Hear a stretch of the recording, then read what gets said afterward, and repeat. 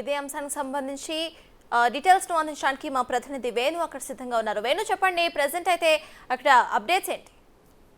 సర్తాజ్ మేడిగడ్డ 7వ బ్లాక్ లోని కొంగిన 21 పీర్ వద్ద సీఎం రేవంత్ రెడ్డి మంత్రులు ఎమ్మెల్యేలు ఎంఐఎం సంబంధించిన ఎమ్మెల్యేలు అందరూ కూడా కుంగిన ప్రాంతాన్ని అదే విధంగా గేటుకు దగ్గర ప్రాంతం లోపల దాదాపు 110 మీటర్లటువంటి భారీ పీరు మధ్యలో 45 నుంచి 50 మీటర్ల మధ్య లోపల అది రెండుగా పగిలిన ప్రాంతాన్ని దగ్గరుండి పరిశీలించారు. ఆ తర్వాత అసలు గతం లోపల తాను టీపీసీ చీఫ్ గా ఉన్నప్పుడు వస్తే దాదాపు ఆ బ్యారేజ్ వద్ద కూడా తను రానివ్వలేదు. అంటే ఆ సమయంలో అక్కడ ఏ స్థాయిలో విధ్వంసం జరిగిందనేది అప్పుడు తెలియలేదు. కానీ ప్రస్తుతం క్షేత్ర స్థాయిలో ఏం జరిగిందనే ఆ విషయాన్ని కూడా తెలుసుకొని అక్కడే వచ్చినటువంటి మంత్రులు ఎమ్మెల్యేలు శాసనసభ్యులతో కూడా అసలు ఏం జరిగిందనే అంశాన్ని కూడా ఆయన ప్రైమరీగా ఇచ్చినటువంటి విజిలెన్స్ రిపోర్ట్ ను ఆ ఎమ్మెల్యేలతో కూడా పంచుకున్నారు. ఇక బ్యారేజ్ 7వ బ్లాక్ పరిశీలన అనంతరం కూడా ఇప్పుడే పవర్ పాయింట్ ప్రజెంటేషన్ మీడియా సమావేశం వద్ద కూడా రేవంత్ రెడ్డితో పాటు ఆ మంత్రులు శాసనసభ్యులు ప్రస్తుతం బయలుదేరి వెళ్లారు. మరొక 5 నిమిషాల్లో కూడా దీనిపై బ్రీఫింగ్ ఉండబోతోంది.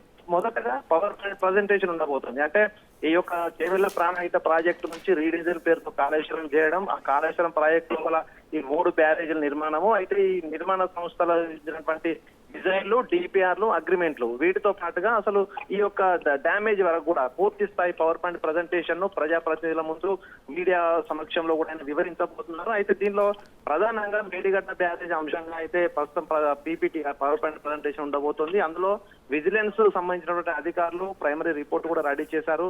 మేడిగడ్డ సంబంధించినటువంటి దాదాపు 22 రకాలైనటువంటి డాక్యుమెంట్స్, 114 రకాల రికార్డ్స్ పై స్టడీ చేసిన తర్వాత ఇచ్చిన రిపోర్ట్ ను ఈ రోజున ఆయన దానికి సంబంధించి ఫైనల్ కంక్లూజన్ రిపోర్ట్ ఇవ్వబోతున్నారు. దానిలో దీనికి సంబంధించి ఎన్ని వేల కోట్లు యూజ్ చేయడం జరిగింది, ఎక్కడ ప్రాబ్లం మొదలైంది, దానిలో ఉన్న లోపాలు ప్రధానంగా విజిలెన్స్, నేషనల్ డ్యామ్ సేఫ్టీ బృందం ఇచ్చినటువంటి లోపాలు ఏవైతే ఉన్నాయో వాటిని పవర్ పాయింట్ ప్రజెంటేషన్ రూపంలో అందించబోతున్నారు.